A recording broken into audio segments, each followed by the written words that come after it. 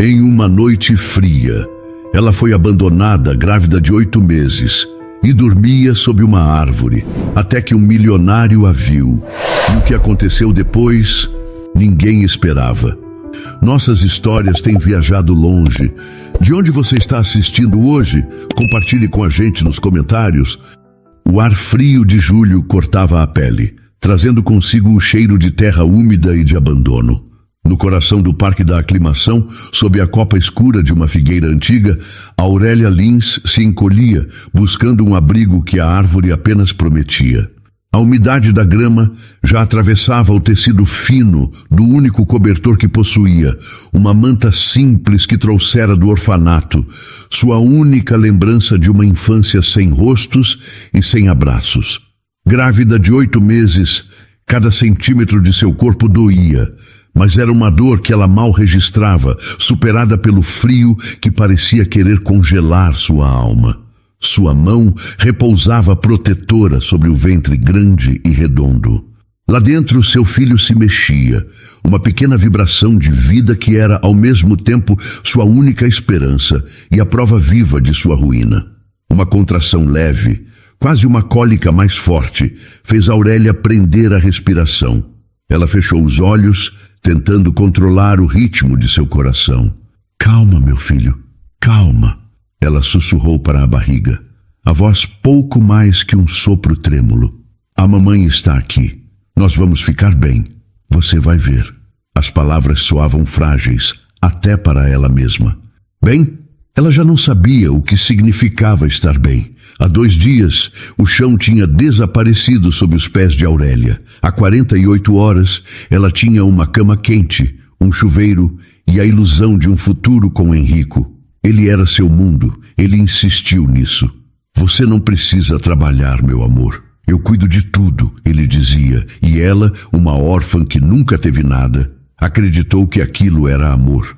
Acreditou que era cuidado quando ele afastou suas poucas amigas, dizendo que elas eram má influência. Acreditou que era proteção quando ele a convenceu a abandonar os estudos. Para quê? Você me tem.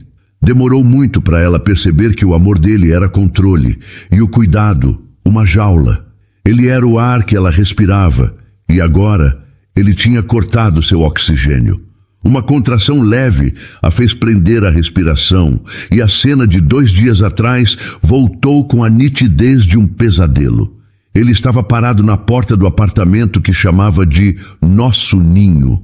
O sorriso que ela tanto amava tinha desaparecido, substituído por uma frieza que ela nunca tinha visto.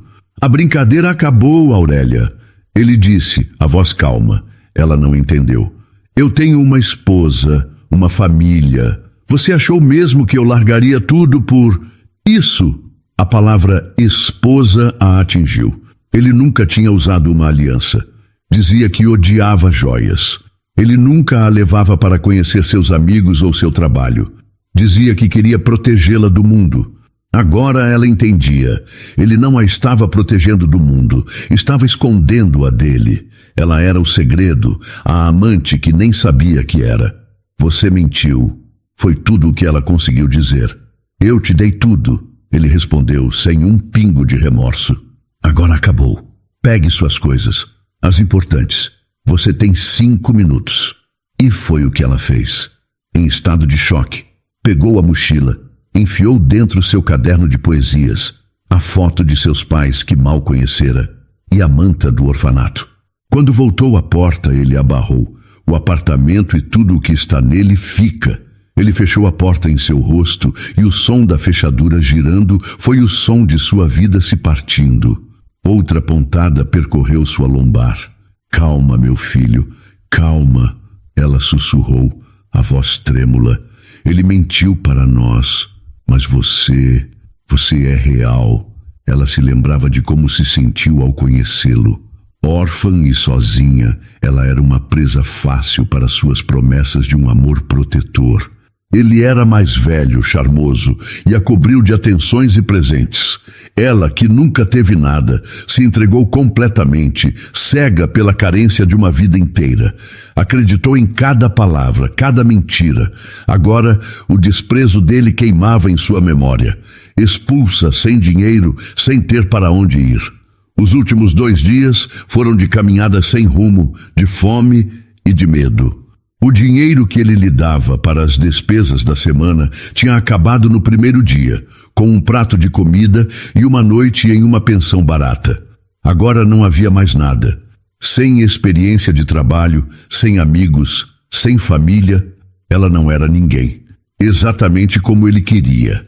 Lágrimas quentes brotaram em seus olhos, mas ela as engoliu. Precisava ser forte por Gael. Já tinha escolhido o nome. Gael, que significava forte e generoso. Era uma promessa. Você vai ser livre, meu filho, ela pensou. Livre para correr, para ter amigos, para ser o que quiser. Ninguém vai te colocar em uma gaiola. Eu prometo. Senhor, ela murmurou, o olhar perdido na escuridão entre as folhas. A fé era outra coisa que ela guardava em segredo. Um fio de luz em um lugar onde Henrico não podia alcançar. Eu nunca tive ninguém além de ti, mesmo quando me esqueci disso. Agora estou aqui, completamente sozinha. E meu filho, ele não tem culpa de nada. Por favor, Deus, sustenta-me. Guarda o meu bebê. O silêncio do parque era assustador. Ela puxou a foto amarelada dos pais de dentro da mochila. Um casal sorridente que o destino levou cedo demais. Eles eram a prova de que ela veio do amor. Não de um erro ou de uma brincadeira, como Henrico disse. Se vocês estivessem aqui, começou a dizer, mas a voz falhou. Uma contração mais forte a fez se curvar, um gemido baixo escapando de seus lábios. O medo era uma presença física a seu lado. Estava começando, sozinha, na rua.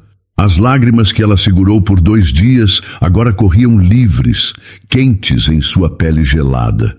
Ela não pedia riqueza, pedia apenas misericórdia, uma chance para Gael. Com as últimas forças, ela ergueu o rosto para o céu, onde as luzes da cidade manchavam as nuvens, mas não iluminavam seu desespero. Que a tua luz, ela pediu em um fio de voz, a oração de quem não tem mais nada a perder, me alcance neste breu. Enquanto a prece de Aurélia se perdia na escuridão do parque, a poucos quilômetros dali, nos jardins, o som que preenchia o ar era o de taças de cristal e risadas forçadas. Vicente Monteiro Prado, com 34 anos, sentia um nó na garganta. Ele segurava uma taça de champanhe que não tinha a intenção de beber. O sorriso em seu rosto era apenas um acessório, tão falso quanto as joias de muitas das pessoas ao seu redor. Herdeiro de um império empresarial construído por seu avô, ele estava acostumado com aquelas festas. Eram uma obrigação, um palco onde negócios eram fechados e alianças firmadas. Mas, ultimamente, o desgosto era quase físico. Vicente, querido, que bom ver você. Uma mulher mais velha, com o rosto esticado por incontáveis procedimentos, se aproximou. Soube do seu novo investimento em tecnologia. Brilhante. Meu filho adoraria conversar com você sobre uma ideia. Claro, Beatriz. Peça para ele me ligar na segunda-feira. Ele respondeu, a voz suave e controlada. Mas por dentro, ele se sentia um impostor. Todos ali queriam algo dele. Seu dinheiro, sua influência, seu nome. Ninguém perguntava como ele estava. Ninguém parecia enxergar o homem por trás do bilionário. Ele se afastou educadamente e caminhou até a varanda do imenso apartamento. O ar de São Paulo, mesmo ali, parecia pesado, carregado de superficialidade. Ele olhou para a cidade iluminada abaixo, um mar de luzes que escondia milhões de vidas, milhões de histórias reais, histórias diferentes da sua, que parecia um roteiro previsível e vazio. O vazio. Era isso que ele sentia. Um buraco em seu peito que nenhuma aquisição ou festa conseguia preencher. Um buraco com um nome. Sofia. A memória veio sem ser convidada, como sempre fazia em noites como aquela. Fazia 6 anos, mas a dor ainda era recente. Sofia, com seu sorriso largo e seus sonhos de ser artista, grávida de 5 meses da filha que eles teriam. A discussão boba que tiveram antes de ela sair de casa. Furiosa. Ele tinha sido teimoso, orgulhoso. Não vá dirigindo assim, nervosa, ele pediu. Mas ela foi. E em uma curva traiçoeira, em uma noite de chuva, ele a perdeu. Perdeu as duas. A culpa era sua companheira constante. Ele se culpava por não ter insistido mais, por não tê-la segurado, por não ter engolido o orgulho e pedido perdão ali mesmo. Ele, que podia comprar qualquer coisa, não pôde comprar de volta a vida dela. Com licença, senhor Monteiro Prado? O motorista da casa se aproximou. Gostaria que eu preparasse o seu carro? Sim, por favor, João. Vicente respondeu, grato pela interrupção. Entregou a taça intacta a um garçom e se despediu dos anfitriões com um aceno de cabeça. Não aguentava mais 1 minuto naquele ambiente. Ao volante de seu carro, ele dirigia sem rumo, apenas se afastando da opulência dos jardins. As ruas largas e arborizadas foram dando lugar a prédios mais antigos, a um trânsito mais comum. Ele passou pela região da aclimação, as luzes do carro varrendo a calçada escura ao lado do parque. Foi quando ele viu um vulto encolhido sob uma árvore. Sua primeira reação foi de indiferença. Infelizmente, não era uma cena tão incomum na cidade. Mas algo o fez diminuir a velocidade. Havia uma vulnerabilidade naquela imagem, uma quietude que parecia um grito. Os faróis iluminaram a figura por um instante a mais, e foi o suficiente.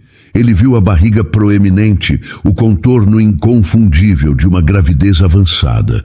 Uma mulher, grávida, sozinha no escuro. A imagem de Sofia, o ventre arredondado sob o vestido que ela usava naquele último dia, surgiu em sua mente com uma força devastadora. Era como se o tempo tivesse voltado, como se o universo estivesse lhe mostrando um eco de sua maior falha. Sem pensar, ele freou bruscamente, encostando o carro no meio-fio. O que ele estava fazendo era perigoso, poderia ser uma armadilha. Sua mente racional gritava para ele seguir em frente, ligar para algum serviço de assistência social. Mas seu coração, pesado por anos de culpa, não permitiu.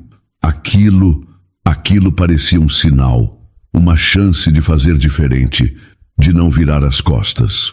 Uma segunda chance, não para ele, mas talvez para aplacar um pouco da dor que carregava. Ele desligou o motor. Com o coração batendo rápido, abriu a porta do carro e saiu, o ar frio da noite o atingindo. Ele caminhou devagar, os sapatos caros fazendo um barulho suave na calçada. Seu único pensamento era: desta vez não, desta vez eu não vou falhar. Aurélia encolheu-se instintivamente quando a figura alta do homem bloqueou a pouca luz que vinha da rua. O medo, frio e imediato, tomou conta dela. Ela apertou a manta contra o corpo, o coração batendo descontrolado. Sua mente gritava para que corresse, mas seu corpo pesado e dolorido não obedeceria. Senhora, com licença. A voz dele era baixa e calma, sem nenhum sinal de ameaça, mas depois de Henrico, ela não confiava em mais ninguém. Você está bem? Por favor, me deixe em paz. Ela conseguiu dizer, a voz saindo fraca, trêmula. Ela não ergueu o rosto, com medo do que poderia ver. Vicente parou a uma distância segura, as mãos erguidas em um gesto de paz. Ele podia ver o terror dela, o modo como ela se protegia. Eu não vou te machucar, ele disse, a voz ainda mais suave. Eu juro, eu só vi você aqui, sozinha, no frio, e você está grávida. Você não pode ficar aqui. A menção ao bebê a fez erguer o rosto. Ela viu um homem de terno caro, o rosto sério, os olhos transmitindo uma preocupação que ela não entendia. Era uma preocupação que a assustava. Eu não tenho para onde ir. Eu posso te levar a um hotel, ele ofereceu. Um lugar quente, seguro, para você passar a noite. Por favor, aceite. Pense no seu filho. Era o argumento final. Gael. Tudo era por ele. Venha. Ele estendeu a mão, não para tocá-la, mas como um convite. Eu prometo que você estará segura. Aurélia olhou da mão estendida para o rosto dele. Havia sinceridade em seu olhar, sem mais forças para lutar, e com o medo do que estava por vir superando o medo dele, ela aceitou. Com dificuldade, apoiando-se na árvore, ela se levantou. Vicente a amparou delicadamente pelo cotovelo, guiando-a até o carro de luxo que estava parado ali perto. A viagem foi silenciosa. Aurélia estava encolhida contra a porta, observando as ruas passarem. A cada minuto, ela esperava um movimento errado, uma palavra cruel, mas o homem ao seu lado apenas dirigia concentrado. Vicente, por sua vez, sentia o peso da situação. Um hotel parecia frio, impessoal.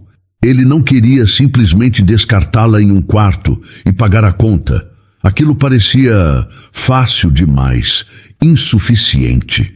Então, uma memória o atingiu. A casa da avó, no Bexiga, fechada há anos, desde que ela se foi. Mas era um lugar de calor, de afeto. Ele mudou o curso sem dizer uma palavra. Quando pararam em frente a um sobrado antigo, com uma pequena varanda e janelas de madeira, Aurélia ficou confusa. Onde estamos? Isso não é um hotel. É melhor, ele disse saindo do carro. É a casa da minha avó. Ninguém vai te incomodar aqui. Ele abriu a porta e acendeu a luz, revelando móveis antigos cobertos por lençóis brancos. Ele a guiou até um sofá grande e macio. Enquanto ela se sentava, exausta, ele foi até a cozinha. Aurélia o ouviu abrindo armários, o som da água enchendo uma chaleira. Ele voltou minutos depois com uma xícara de chá de camomila fumegante. Beba, vai ajudar a aquecer. Ela pegou a xícara com as mãos trêmulas, o calor se espalhando por seus dedos gelados. Ele a observava de pé, a uma distância respeitosa. Enquanto ela bebia o chá, o cansaço dos últimos 2 dias a dominou por completo. Seus olhos começaram a fechar. Vicente percebeu e, em silêncio, procurou algo em um baú de madeira no canto da sala. Ele tirou de lá um xale de lã grossa com cheiro de lavanda. Com um cuidado infinito, ele a cobriu. No movimento, a mochila que estava ao lado dela no sofá tombou e um caderno de capa dura caiu no chão, abrindo-se. Vicente o pegou, viu a caligrafia delicada, os versos que preenchiam a página. Sentiu que estava invadindo a privacidade dela, mas não resistiu. Ele precisava entender quem era aquela mulher. Ele leu um trecho. Fui lançada ao vento sem raízes, sem chão, mas o sol me chama, implora meu perdão. Aquelas palavras o atingiram. Havia tanta dor ali, mas também uma força, uma esperança teimosa que o deixou comovido. Ele folheou mais algumas páginas, vendo a alma dela derramada em forma de poesia. Aquela mulher, jogada na rua, tinha mais dignidade e força do que todas as pessoas na festa que ele havia deixado para trás. Ele fechou o caderno gentilmente e o colocou sobre uma mesinha. Aurélia já estava quase adormecida, entregue ao cansaço e ao calor do xale. Em um sussurro, quase um sonho, ela murmurou as palavras que vinham de seu coração. Deus, não me desampare. Vicente ouviu. E naquele momento, olhando para a mulher adormecida no sofá de sua avó, ele sentiu que a vida lhe dava uma segunda chance. Vicente não dormiu. Passou a noite em uma poltrona antiga, observando a respiração suave de Aurélia, o xale de sua avó subindo e descendo. Ele se sentia um guardião, um vigia. A poesia dela estava em sua mente, os versos sobre dor e esperança. A madrugada deu lugar a uma luz pálida que se infiltrava pelas frestas da janela. E foi essa luz que viu Aurélia acordar, não de forma suave, mas com um grito contido. Ela se sentou no sofá, o rosto pálido, os olhos arregalados de dor e pânico. Vicente! Ela chamou a voz tensa. Ele estava ao seu lado em um segundo. O que foi? É o bebê? As dores estão muito fortes agora. Estão vindo, uma atrás da outra, ela disse ofegante, enquanto outra onda de dor a atingia, fazendo-a curvar-se e agarrar a barriga. Acho que está na hora, de verdade. O pânico que ele tentava controlar começou a surgir. Certo, calma, respire. Eu vou te levar para o hospital agora mesmo. Fique aqui. Ele pegou o celular. O plano claro em sua mente. Pegar o carro, usar suas conexões para que um bom hospital os estivesse esperando. Mas quando abriu o aplicativo de notícias, seu sangue gelou. A manchete principal era sobre um protesto massivo que havia começado de madrugada. As principais avenidas da cidade, incluindo as que davam acesso aos hospitais mais próximos, estavam completamente bloqueadas. Não havia como passar. Ele, Vicente Monteiro Prado, que podia mover o mundo com um telefonema, estava preso. Voltou para a sala, tentando não demonstrar seu desespero. Aurélia o olhou, já sabendo a resposta pela sua expressão. Não tem como sair daqui, não é? O trânsito está parado, ele admitiu, a voz grave. Mas vamos encontrar um jeito, uma ambulância. Foi então que uma lembrança de sua avó surgiu. Quando precisar de ajuda de verdade, Vicente, bata na porta da Elvira, enfermeira de mão cheia, coração de ouro. Dona Elvira, a vizinha. Uma senhora que morava ali há mais de 50 anos. Era uma chance, a única. Espere aqui, ele disse, e correu para fora, batendo na porta da casa ao lado com urgência. Uma senhora de cabelos brancos e olhos vivos atendeu. Era ela. Menino Vicente, o que aconteceu, meu filho?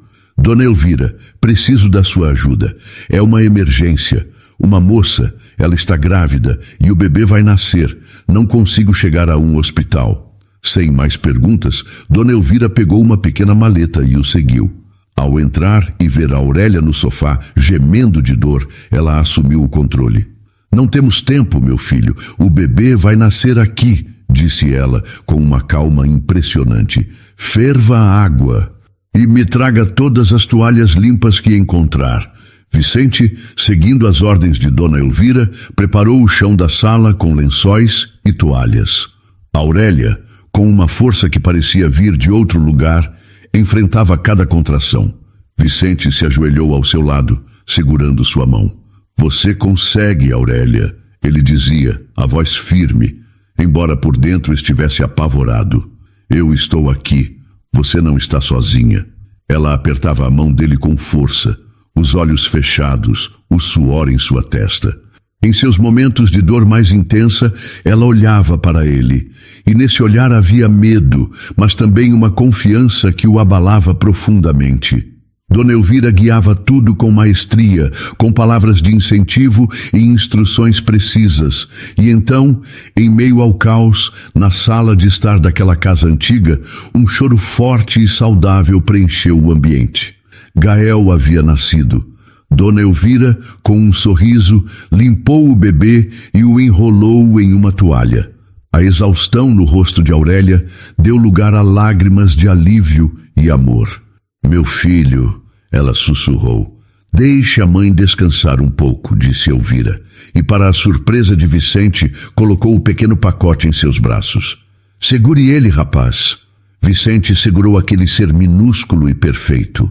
Olhou para o rostinho enrugado, para as mãos pequenas, e ali, segurando o filho de uma mulher que conhecia há menos de 24 horas, o muro de gelo que ele construiu ao redor de seu coração por 6 anos se desfez. Lágrimas silenciosas rolaram por seu rosto. Era a vida em sua forma mais pura. Ele compreendeu que aquela mulher e aquele bebê tinham acabado de dar um novo sentido à sua existência vazia. Mas a paz durou pouco. Dona Elvira, ao examinar Gael mais de perto, mudou de expressão. Vicente, ela começou, a voz séria. A respiração dele não está boa. Ele está ficando um pouco azulado. Ele precisa de oxigênio, precisa de uma UTI.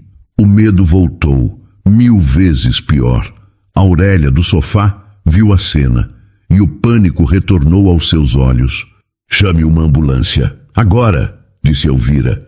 Diga que é um recém-nascido com dificuldade respiratória. Eles têm que passar. Vicente pegou o telefone, o amor e o terror lutando dentro de si, enquanto o choro frágil de Gael parecia o som mais assustador do mundo.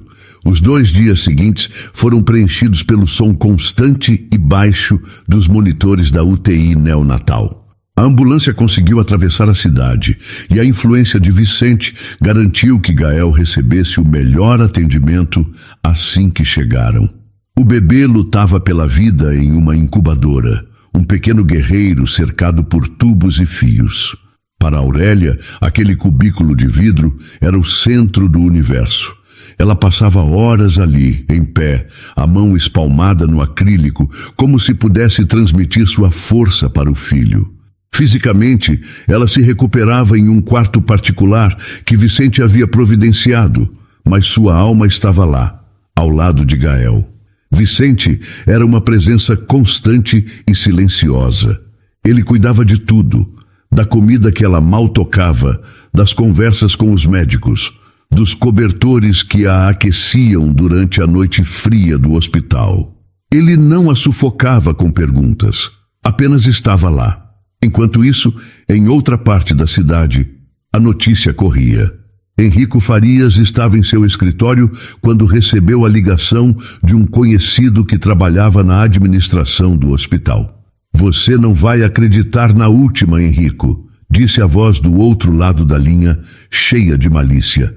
"Sabe a sua ex, a Aurélia? Deu entrada aqui há 2 dias, teve um filho." O coração de Henrico gelou por um instante. Mas logo em seguida, a curiosidade tomou o lugar de qualquer outro sentimento. "E daí?", ele respondeu fingindo desinteresse. "O bebê está na UTI. Mas a parte boa é, adivinha quem está pagando a conta? A suíte mais cara, os melhores médicos, Vicente Monteiro Prado, o bilionário. Ele não sai do lado dela." Um sorriso lento se formou nos lábios de Henrico. Então, a coitadinha tinha conseguido um peixe grande. A sua sorte, na verdade, poderia ser a sorte dele. Uma ideia começou a se formar em sua mente, um plano sujo e lucrativo. No dia seguinte, ele apareceu no hospital. Com seu terno bem cortado e o ar de homem importante, não teve dificuldades para entrar. Ele não foi até a UTI. Foi até a cafeteria, onde sabia que uma hora ou outra encontraria seu alvo. E ele estava certo. Vicente estava sentado em uma mesa tomando um café, o rosto cansado. "Vicente Monteiro Prado?", Henrico disse, aproximando-se com um falso ar de simpatia. "Meu nome é Henrico Farias. Eu sou o pai do Gael." Vicente ergueu os olhos. Eram frios como gelo. Ele já sabia quem era aquele homem. Aurélia, em um momento de desabafo, tinha lhe contado tudo. "O que você quer?", Vicente perguntou, a voz baixa. Henrico sentou-se sem ser convidado. "Eu soube o que aconteceu. Fiquei muito preocupado. Com ela, com o meu filho. Vim oferecer minha ajuda." "Você não é bem-vindo aqui", disse Vicente, o desprezo evidente. A máscara de Henrico caiu. "Olha, vamos direto ao ponto. A história é boa, não é? Um bilionário salva uma grávida da rua. Lindo, mas a imprensa pode ver de outro jeito. Um homem rico e poderoso que se aproveita de uma garota desesperada. Ou melhor, você comprou uma grávida para ter um herdeiro?" Vicente sentiu uma raiva profunda subir, mas manteve a calma. "Saia daqui. Agora." "Eu acho que não", Henrico continuou, o tom agora abertamente ameaçador. "Uma pequena ajuda de custo seria o ideal para o meu silêncio, pelo bem-estar de todos. Ou você me paga, ou eu conto tudo ao mundo. E eu sei ser bem convincente." Vicente se levantou. Ele olhou para Henrico com tanto nojo que o outro homem recuou um pouco na cadeira. "Você não vai conseguir 1 centavo." Com o celular na mão, Vicente fez uma chamada rápida para a segurança do hospital. Depois, para seu advogado. "Acione a equipe. Quero uma ordem de restrição e um processo por tentativa de extorsão contra Henrico Farias. Para ontem." Ele desligou e subiu para a UTI. O coração pesado. Precisava contar a ela. Encontrou Aurélia no mesmo lugar, ao lado da incubadora. Ela se virou ao senti-lo se aproximar, e a angústia no rosto dele a alarmou. "O que aconteceu?" Vicente respirou fundo. "Aurélia, o Henrico esteve aqui." O nome dele foi o suficiente. A cor sumiu do rosto dela. O quê? O que ele queria? Dinheiro. Ele tentou me chantagear. As lágrimas brotaram nos olhos de Aurélia. Era um pesadelo que não tinha fim. Então é isso, ela sussurrou, a voz quebrada. Eu sou isso, uma moeda de troca, um problema que se resolve com dinheiro. Ele me usou de novo. Ela se encolheu, a dor do abandono e da humilhação voltando com toda a força. Mas então, Vicente se aproximou, sua mão tocando o ombro dela com firmeza e delicadeza. Aurélia, olhe para mim. Ela ergueu os olhos marejados para ele. Isso acaba aqui, ele disse, a voz cheia de uma convicção inabalável. Você nunca mais vai ser usada por ninguém. Eu não vou permitir. Ele não vai mais chegar perto de você ou do Gael. Nunca mais. Eu te dou a minha palavra. A promessa de Vicente foi um bálsamo para a alma ferida de Aurélia. Nos dias que se seguiram, ele cumpriu sua palavra. Uma ordem de restrição foi emitida e Henrico desapareceu como se nunca tivesse existido. Aos poucos, com o cuidado incansável da equipe médica e a energia de um pequeno lutador, Gael começou a melhorar. Ele ainda precisava de observação, mas já respirava com mais força. Sua cor era saudável e os médicos estavam otimistas. Depois de quase uma semana vivendo no hospital, Vicente finalmente convenceu Aurélia a ir para a casa do Bexiga descansar de verdade. Eu não quero deixá-lo, ela disse, os olhos fixos na incubadora onde Gael dormia pacificamente. Serão apenas algumas horas, Vicente insistiu, a voz gentil. Você precisa recuperar suas forças, por ele. Eu ficarei aqui e te ligo a cada 30 minutos, se for preciso. Eu prometo. Dona Elvira está na casa, ela vai te ajudar com o que precisar. Relutante, ela concordou. Na casa antiga, o silêncio era um alívio depois do ambiente agitado do hospital. Dona Elvira a recebeu com um abraço de avó e preparou um banho quente e um prato de canja. Pela primeira vez em muito tempo, vestindo roupas limpas que Vicente tinha comprado para ela e sentindo o corpo relaxar, Aurélia sentiu uma fagulha de normalidade. Sentada no sofá, com uma xícara de chá nas mãos, ela olhou para seu caderno de poesia sobre a mesinha. Talvez, só talvez, ela pudesse voltar a escrever. A campainha tocou quebrando o feitiço. Dona Elvira tinha ido ao mercado. Vicente disse que viria mais tarde. Com o coração um pouco apertado, Aurélia caminhou até a porta. Ao abri-la, deparou-se com uma mulher que parecia ter saído da capa de uma revista de moda. Alta, loira, vestida com uma elegância cara e fria. Seus olhos azuis a analisaram de cima a baixo com um desprezo sutil. Pois não? Aurélia perguntou, a voz tímida. Eu procuro Vicente Monteiro Prado, a mulher disse. O tom de voz era polido, mas carregado de autoridade. Ele está? Não, ele não está aqui no momento. A mulher, Lorena, sorriu, um sorriso falso. Entendo. E você é... Ela não esperou resposta. Simplesmente passou por Aurélia e entrou na casa, o olhar percorrendo o ambiente com curiosidade e desdém. Meu nome é Lorena Duarte Pacheco. Fui noiva do Vicente. E você, quem é? A nova empregada? Aurélia sentiu o sangue fugir de seu rosto. Eu sou Aurélia. Aurélia, Lorena repetiu o nome como se provasse algo desagradável. Então é você, o novo projeto de caridade dele. Devo admitir, ele se superou desta vez. Uma moradora de rua grávida. É uma história e tanto. As palavras eram como pedras, atiradas com precisão para machucar. Aurélia ficou paralisada, sem saber o que dizer, sentindo-se pequena e suja sob o olhar julgador daquela mulher. Ela apenas abraçou o próprio corpo, um gesto instintivo de proteção. Nesse exato momento, a porta se abriu novamente. Era Vicente. Ele parou na entrada e sua expressão mudou de surpresa para uma fúria fria ao ver Lorena ali. Lorena, o que você está fazendo aqui? Ela se virou para ele, o sorriso venenoso se alargando. Vim conhecer a atração, meu caro. A cidade toda está comentando. Então me diga, ela continuou, seu olhar alternando entre ele e Aurélia. O que um bilionário como você vê numa moça sem nada? É uma boa ação passageira para limpar a consciência?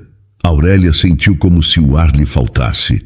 Cada palavra de Lorena confirmava seus piores medos. Que ela era um fardo, um objeto de pena, um problema que Vicente estava resolvendo por caridade. Você sempre teve esse fraco por causas sociais, Vicente. Lorena prosseguiu, ignorando o aviso no olhar dele. Sempre gostou de bancar o Salvador. Mas isso, ela fez um gesto na direção de Aurélia. Isso é demais até para você. Chega, disse Vicente, a voz baixa, mas carregada de uma autoridade que não admitia discussão. Ele caminhou até ficar entre as duas mulheres, protegendo Aurélia com seu corpo. Sua visita acabou. Vá embora. Não se preocupe. Já vi o suficiente, Lorena disse, ajeitando a bolsa de grife no ombro. Só um conselho, Vicente. Cuidado. Pessoas como ela se apegam. E quando você se cansar do seu novo brinquedo, o estrago já estará feito. Ela se virou e saiu com a mesma arrogância com que entrou, deixando um silêncio pesado para trás. Vicente se virou para Aurélia. Você está bem? Não ligue para o que ela disse. Mas Aurélia não o ouvia. Ela estava trancada dentro de si mesma. As palavras de Lorena, projeto de caridade, brinquedo, tinham encontrado todas as suas inseguranças e as feito sangrar. Ela se sentou no sofá, os olhos fixos em um ponto qualquer da parede, o rosto sem expressão. A pequena chama de esperança que começara a sentir havia se apagado completamente. Gael recebeu alta do hospital 2 dias depois da visita de Lorena. O retorno para a casa do Bexiga deveria ter sido um momento de alegria pura, mas a alegria de Aurélia estava coberta por um véu de incerteza. Vicente havia preparado tudo com um carinho que a emocionava e assustava na mesma medida. Um pequeno quarto tinha sido transformado em um quarto de bebê, com um berço de madeira simples, paredes pintadas de um amarelo suave e uma pequena cômoda com todas as roupinhas e fraldas que um recém-nascido poderia precisar. Era perfeito, e isso só piorava as coisas. Nos dias que se seguiram, um silêncio estranho se instalou entre eles. Aurélia cuidava de Gael com uma dedicação impecável. Amamentava, trocava, cantava canções de ninar em voz baixa, mas era um cuidado mecânico. A luz em seus olhos tinha se apagado. Ela se movia pela casa como uma sombra, evitando o olhar de Vicente, respondendo às suas perguntas com monossílabos. O caderno de poesias que ele colocara na mesinha de cabeceira dela continuava fechado, acumulando poeira. Vicente sentia a distância dela como uma parede de vidro, fria e intransponível. Ele não entendia. Tinha enfrentado Henrico, expulsado Lorena, dado a ela e a Gael um lar seguro. Por que ela estava se afastando? Aurélia, você precisa de alguma coisa? Ele perguntava, tentando quebrar o gelo. Não. Obrigada, Vicente, ela respondia sem olhá-lo. Você já faz demais. Essa frase o atingia todas as vezes. Você já faz demais. Era como se ela estivesse confirmando as palavras venenosas de Lorena, que tudo aquilo não passava de um grande ato de caridade. Ele tentava se aproximar, brincava com Gael, elogiava o cuidado dela com o bebê, mas nada parecia funcionar. Ela estava presente em corpo, mas sua alma parecia ter se retirado para um lugar que ele não conseguia alcançar. Uma noite, a angústia se tornou insuportável. Vicente acordou de madrugada com um aperto no peito. O silêncio da casa era pesado. Ele se levantou e foi até o quarto de Gael. O bebê dormia tranquilamente no berço, um anjinho sereno. Mas quando olhou para o quarto de Aurélia, a cama estava vazia. Um medo irracional o tomou. Será que ela tinha ido embora? Ele procurou na sala, na cozinha. Nada. Seu coração começou a acelerar.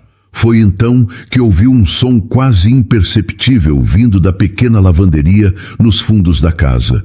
Ele caminhou até lá e a encontrou. A cena partiu seu coração. Aurélia estava sentada no chão de ladrilhos frios, abraçada aos próprios joelhos. Em seu colo repousava o caderno de poesias fechado. Lágrimas silenciosas escorriam por seu rosto, mas ela não emitia nenhum som, como se sua dor fosse tão profunda que não pudesse ser expressa. Ele se aproximou devagar para não assustá-la. Aurélia! Ela se assustou, secando o rosto rapidamente com as costas das mãos, como se tivesse sido pega fazendo algo errado. O que está fazendo aqui no chão? Está frio, ele disse, a voz cheia de uma preocupação genuína. Ele não se importou com o chão gelado e se sentou a uma pequena distância dela, recusando-se a deixá-la sozinha naquela solidão. Converse comigo. Por favor, o que está errado? O silêncio dela continuou por mais um longo minuto. Vicente esperou, dando-lhe o tempo de que precisava. Finalmente, ela ergueu o rosto e os olhos dela, vermelhos e cheios de uma dor confusa, encontraram os dele. Por que você está fazendo tudo isso? Ela perguntou, a voz rouca pelo choro contido. Por que você me trata assim? Com tanto cuidado? A pergunta que realmente a atormentava finalmente veio à tona, em um sussurro desesperado. Por que você me vê com olhos que nem eu mesma consigo usar? Vicente sentiu a profundidade da pergunta dela. Ela não estava falando da casa ou do dinheiro, estava falando de valor. Do valor que ela não conseguia enxergar em si mesma. Ele se aproximou um pouco mais, e toda a formalidade, toda a barreira de bilionário protetor desapareceu. Ele era apenas um homem, falando com a mulher que estava mudando sua vida. Ele a olhou nos olhos, querendo que ela absorvesse cada palavra, que sentisse a verdade em sua voz. Porque você é feita de verdade, Aurélia, ele disse, a voz embargada pela emoção. Henrico era uma mentira. Lorena vive em um mundo de aparências. Tudo ao meu redor parece falso, mas você é a pessoa mais real que eu já conheci. Em um mundo de mentiras, você é a minha única verdade. E eu nunca amei nada que fosse tão real. Aurélia olhou para ele surpresa, as lágrimas parando de cair como se tivessem congelado. Amor? A palavra parecia estranha, vinda de outro mundo. O único amor que ela conheceu foi a mentira de Henrico, uma armadilha que quase a destruiu. Como este homem, este bilionário que a encontrou no chão, podia falar de amor? Você não pode estar falando sério. Ela sussurrou, a voz fraca. Você não me conhece. Eu não sou nada. Eu não tenho nada. A crença em sua própria falta de valor era uma raiz profunda e amarga. Vicente viu a dúvida e a dor nos olhos dela. Ele entendeu que suas palavras, sozinhas, não eram suficientes. Para que ela acreditasse nele, ela precisava entendê-lo. Precisava ver as cicatrizes que ele escondia sob os ternos caros. Venha, ele disse, levantando-se e estendendo a mão para ela. Vamos sair deste chão frio. Eu preciso te contar uma coisa, algo que vai te fazer entender que não estou mentindo. Ela hesitou por um instante, mas a sinceridade na voz dele a fez aceitar a mão estendida. Ele a ajudou a se levantar e a guiou de volta para a sala de estar, sentando-se ao lado dela no sofá. A casa estava silenciosa, exceto pelo tic-tac de um relógio antigo e pelo som suave da respiração de Gael vindo do quarto ao lado. Vicente respirou fundo, buscando coragem para abrir uma porta que mantivera trancada por 6 longos anos. O que eu vou te contar, eu nunca contei a ninguém em detalhes. Ele começou, a voz baixa. Há 6 anos eu estava noivo. O nome dela era Sofia. Ele fez uma pausa, a memória ainda dolorosa. Ela era cheia de vida, uma artista, e estava grávida de 5 meses. Nós íamos ter uma menina. Aurélia prendeu a respiração, ouvindo atentamente. Nós éramos jovens, ou pelo menos eu era imaturo. Eu era arrogante, achava que o mundo girava ao meu redor. Um dia, tivemos uma discussão boba por causa do meu ciúme, do meu orgulho. Ela ficou furiosa e disse que precisava de ar. Pegou o carro para sair, mesmo com a chuva forte que caía. Eu disse para ela não ir, mas não insisti. Eu não a impedi. Deixei meu orgulho falar mais alto. Os olhos de Vicente se perderam em um ponto distante. Ela nunca mais voltou. Sofreu um acidente naquela mesma noite. Eu a perdi. E perdi minha filha. As palavras saíram com dificuldade. Por 6 anos eu carrego essa culpa.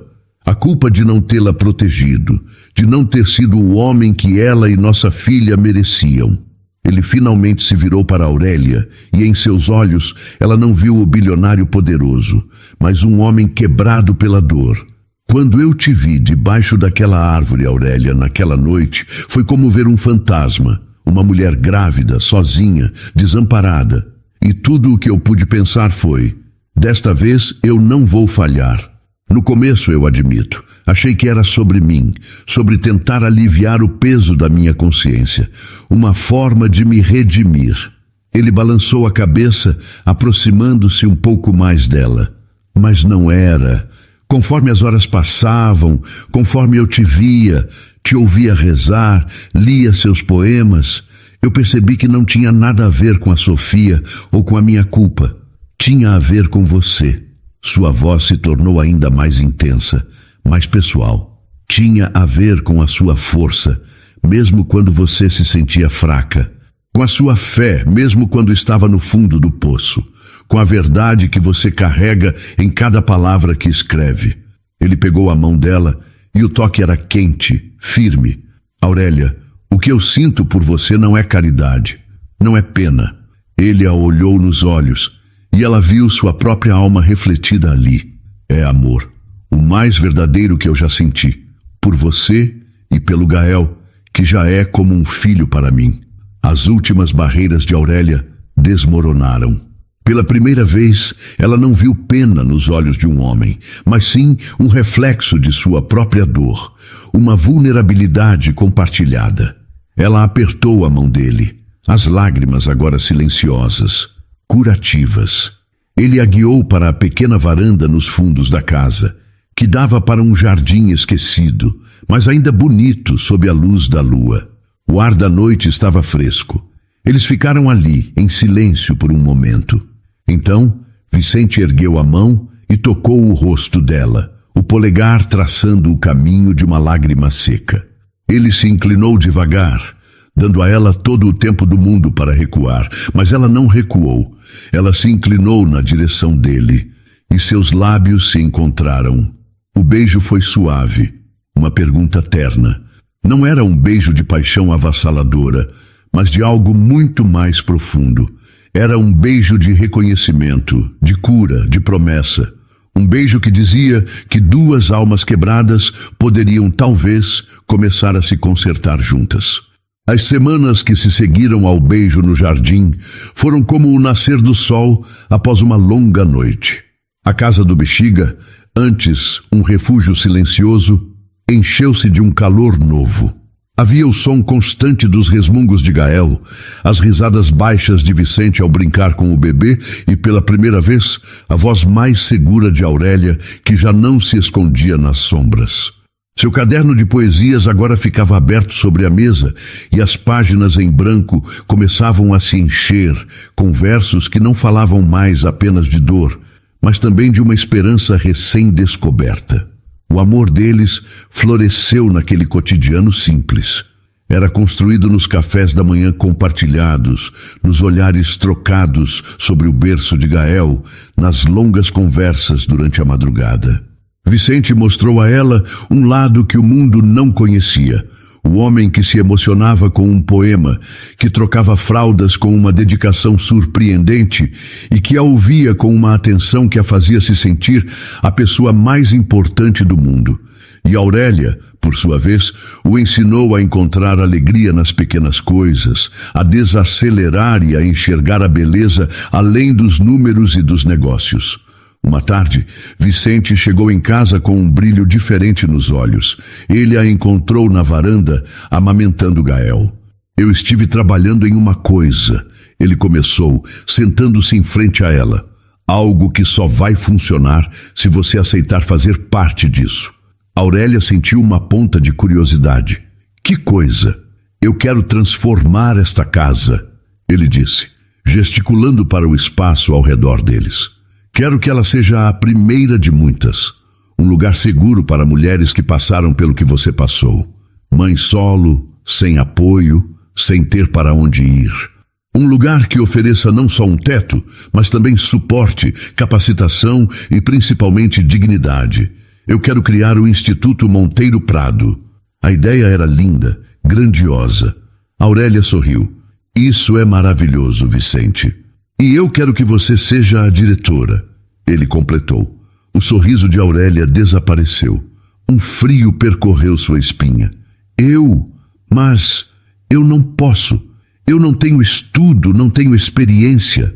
Eu não sou ninguém. O que eu poderia fazer? As velhas inseguranças que ela pensou estarem adormecidas voltaram com força. Vicente pegou a mão livre dela. Aurélia, você é a única pessoa que pode fazer isso. Você é a inspiração para tudo. Sua força, sua história, sua alma de poeta. Você entende a dor dessas mulheres. Você pode dar a elas a voz que o mundo tentou tirar de você. E você não estará sozinha. Eu estarei ao seu lado a cada passo. A fé que ele tinha nela era tão forte, tão inabalável, que começou a apagar as dúvidas dela.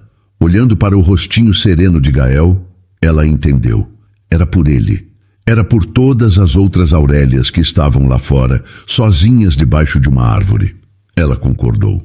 2 semanas depois, ela estava nos bastidores de um auditório lotado.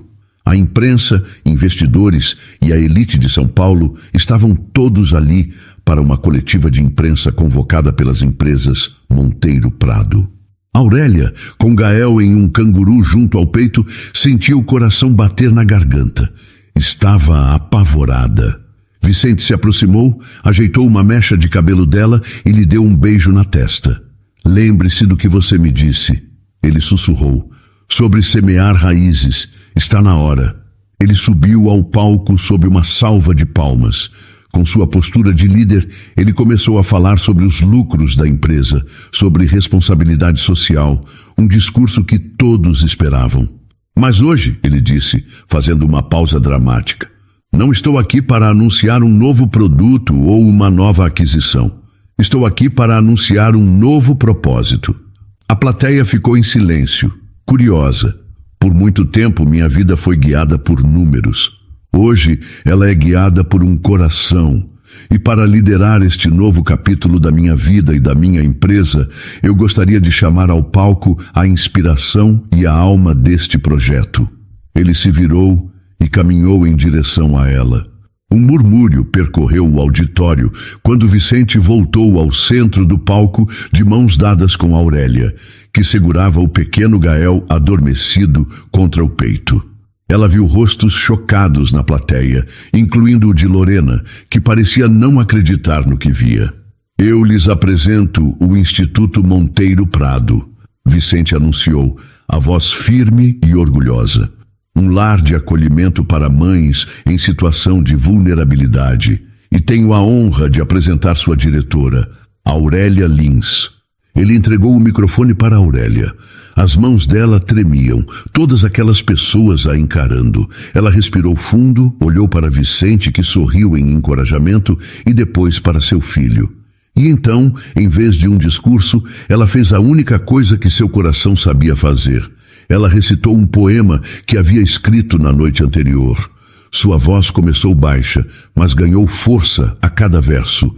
Fui folha seca, jogada ao vento, sem raiz, sem chão, sem alento. Fui silêncio que ninguém ouviu, uma história que a noite encobriu. Ela ergueu o queixo, os olhos brilhando. Mas se o mundo me jogou ao chão, foi para que eu aprendesse, com a própria mão, a preparar a terra, com força e com prece, e a semear raízes para que a vida florescesse. Quando terminou, um segundo de silêncio absoluto tomou conta do lugar, e então o auditório explodiu em aplausos. Em meio aos flashes das câmeras, Aurélia sorriu, um sorriso genuíno de quem finalmente encontrou seu lugar no mundo. 6 meses se passaram. 6 meses de trabalho, de aprendizado e de um amor que se aprofundava a cada dia. A velha casa do Bexiga, antes um santuário de memórias e poeira, havia renascido. Agora era a sede do Instituto Monteiro Prado. Onde antes havia móveis cobertos por lençóis, agora havia vida.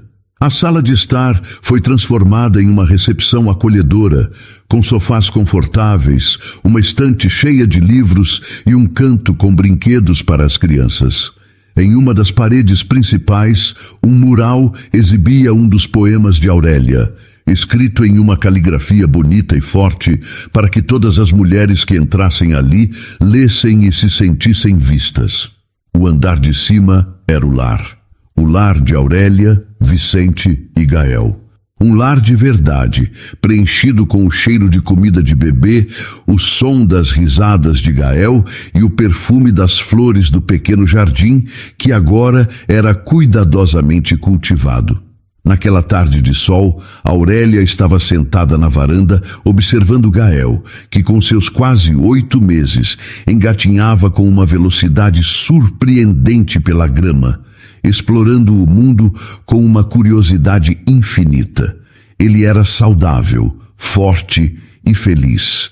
O coração de Aurélia se enchia de uma gratidão tão imensa que às vezes parecia que ia transbordar. Em seu colo, seu caderno de poesias estava aberto. Ela não escrevia mais sobre a dor do abandono, mas sobre a beleza da reconstrução. Ela estava tão concentrada em um verso que não ouviu Vicente se aproximar por trás.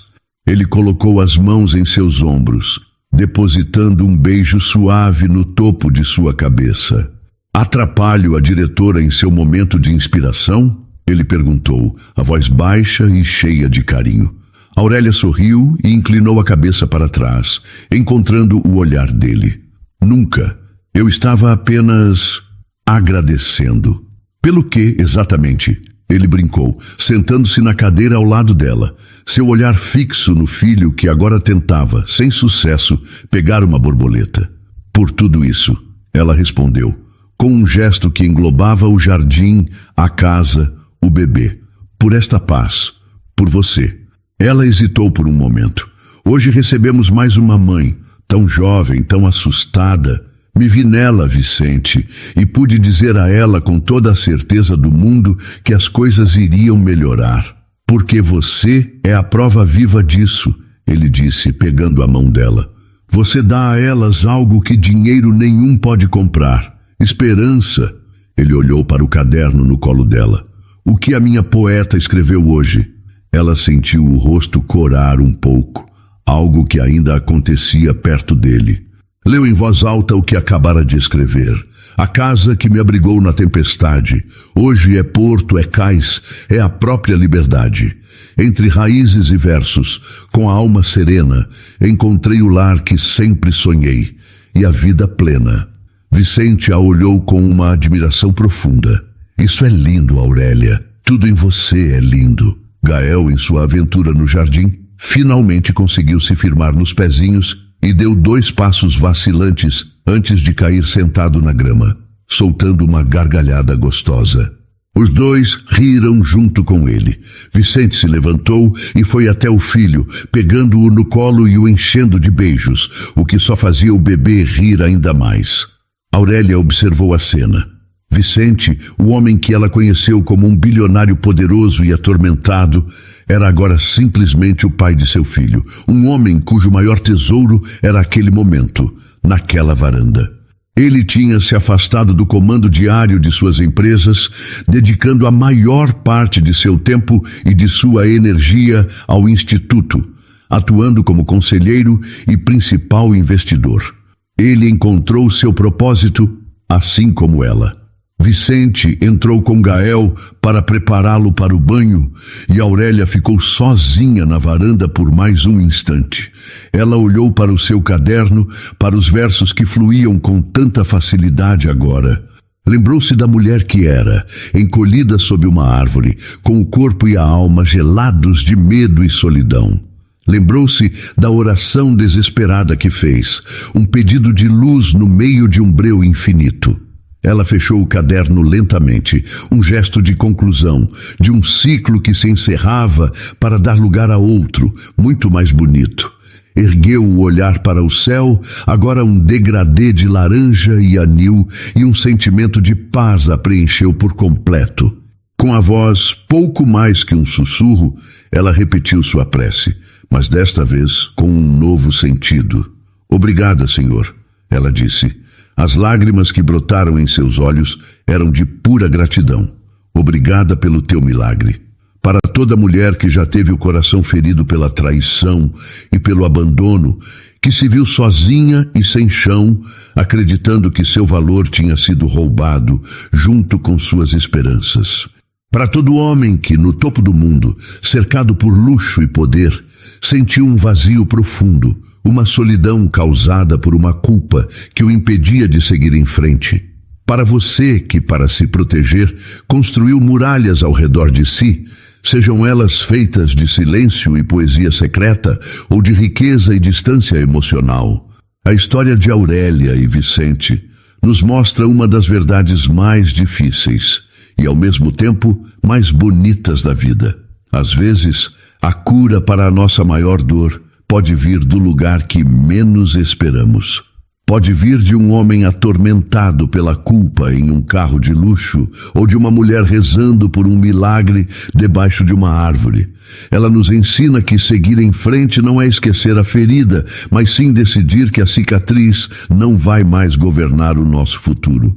É ter a coragem de olhar para o passado, reconhecer a dor que ele causou e ainda assim escolher dar um passo em direção ao desconhecido, aceitando uma xícara de chá quente oferecida com o coração. E nos mostra, acima de tudo, que as pessoas não são definidas por suas condições, seja uma mulher sem teto ou um bilionário, mas sim pelas escolhas que fazem e pela verdade que carregam na alma. Um homem pode, sim, abandonar uma festa da elite para socorrer uma desconhecida e, nesse gesto de compaixão, encontrar o propósito e o valor que seu império jamais pôde lhe dar. Que esta história seja um lembrete de que um coração bom, mesmo que quebrado pela solidão ou pela decepção, ainda possui uma capacidade infinita de amar. E que o amor verdadeiro não é aquele que é perfeito, mas aquele que tem a coragem de se reconstruir, de se importar com as pequenas coisas, como um chale para aquecer do frio ou um caderno de poesias lido com respeito, e de provar seu valor, dia após dia, com atitudes. Não feche as portas para a felicidade por medo da dor do passado. Às vezes, o amor bate à nossa porta da forma mais simples e inesperada, mas se tivermos a coragem de acolhê-lo, ele pode se tornar o nosso maior e mais belo milagre. E então, o que achou da história? Deixe sua opinião nos comentários. Adoramos saber o que você pensa. Não se esqueça de deixar seu curtir no vídeo para nos apoiar e de se inscrever no canal. Até a próxima!